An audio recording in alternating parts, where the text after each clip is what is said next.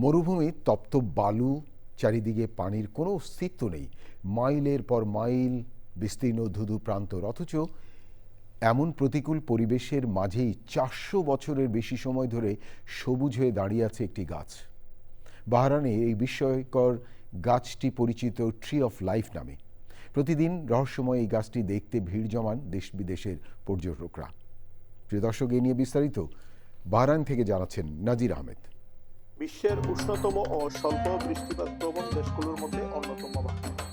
দেশটির রাজধানী মানামা থেকে প্রায় 40 কিলোমিটার দূরে শাকির মরুভূমি, চারপাশে শুধু পাথর, বালু আর তেলক্ষেত্র।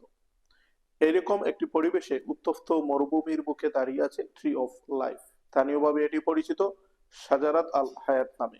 কোনো দৃশ্যমান পানির উৎস না থাকায় প্রকৃতির এক অমীমাংসিত রহস্য হয়ে উঠেছে এই গাছটি। এই রহস্যময় সবুজ দেখতে বিভিন্ন দেশের প্রকৃতি প্রেমীদের পাশাপাশি ঘুরতে আসেন প্রবাসী বাংলাদেশ। বাহরাইনের রাজধানী মানামা থেকে প্রায় 40 কিলোমিটার দূরে মরুভূমির মাঝে ট্রি অফ লাইফ।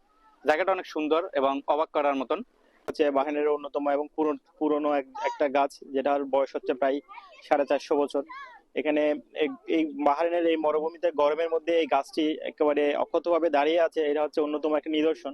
আশেপাশে শীতকালে এখানে অনেক মেলার মতো হয়, দেখতে অনেক ভালো লাগে, আর এই কারণে ঘুরতে আসি, প্রায়ই ঘুরতে আসি।